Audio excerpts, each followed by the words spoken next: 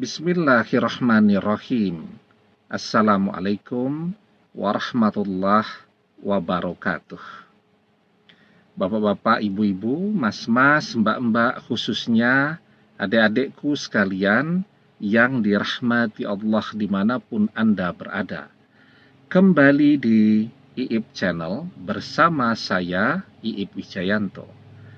Kali ini kita akan membahas tema yang mantan lakukan ketika dia juga kangen banget kembali bersamamu meski ia gengsi untuk minta kembali duluan.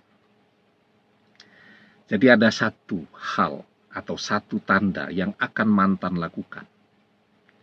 Selama mantan masih melakukan satu hal ini, maka peluang untuk bisa kembali bersama sangat terbuka lebar.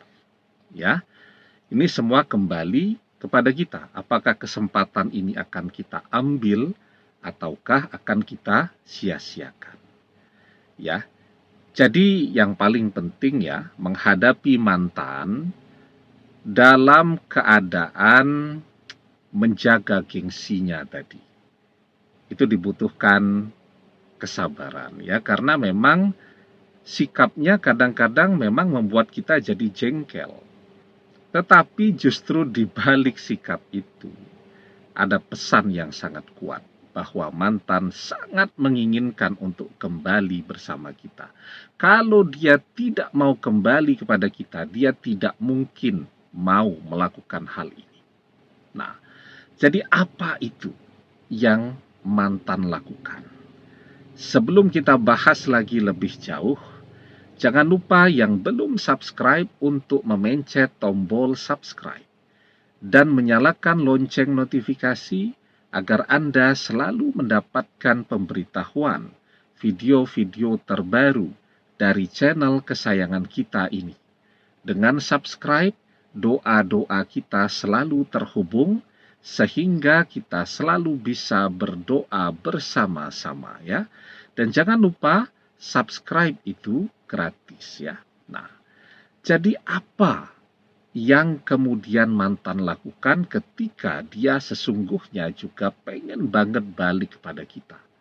Mantan masih mau, masih bersedia untuk ketemu, untuk bicara dengan kita, walaupun isinya marah-marah.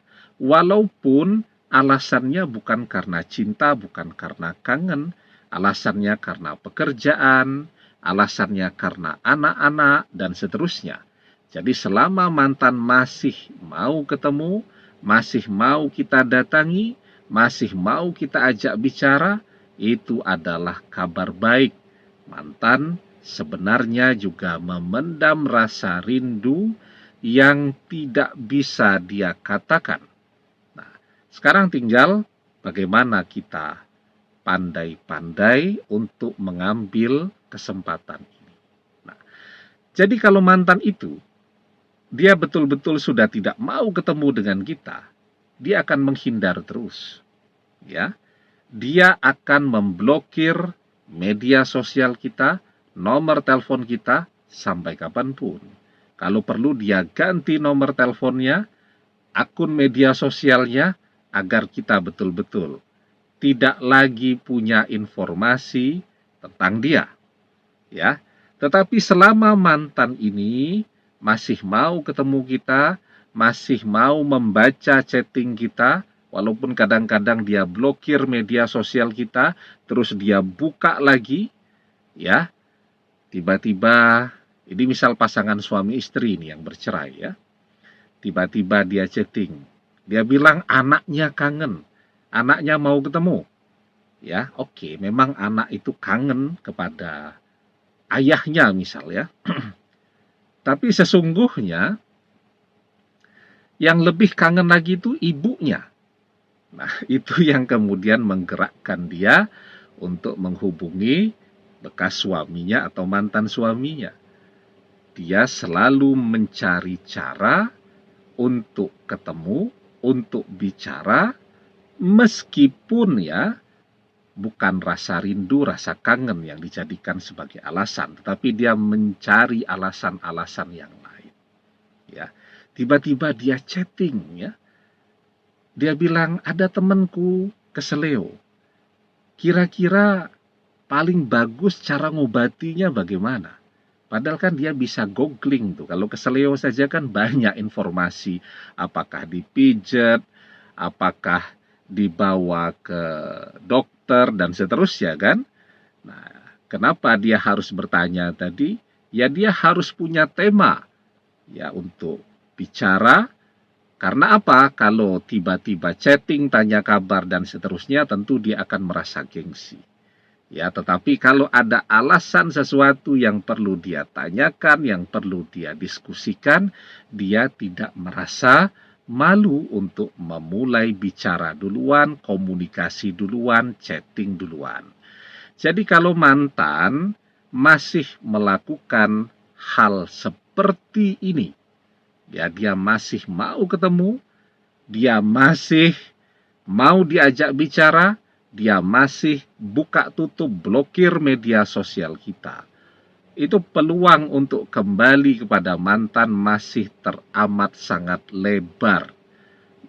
Itu menunjukkan bahwa mantan juga kangen, bahwa mantan juga butuh.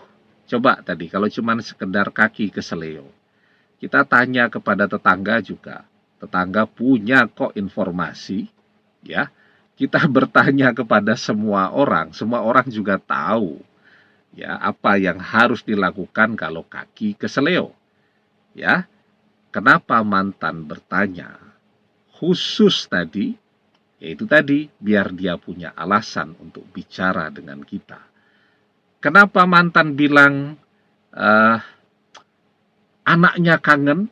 Kalau yang suami istri bercerai, padahal anaknya mungkin dia tidak kangen juga kepada bapaknya, ya. Biasa-biasa saja, kan masih ketemu juga.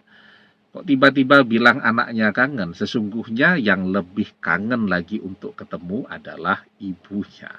Nah, jadi itu adalah contoh ketika mantan masih mau bicara, mantan masih membuka rumahnya untuk kita datangi, untuk kita kunjungi, mantan masih buka tutup blokir media sosial kita, maka itu menunjukkan bahwa mantan masih mau jika diajak untuk kembali bersama lagi.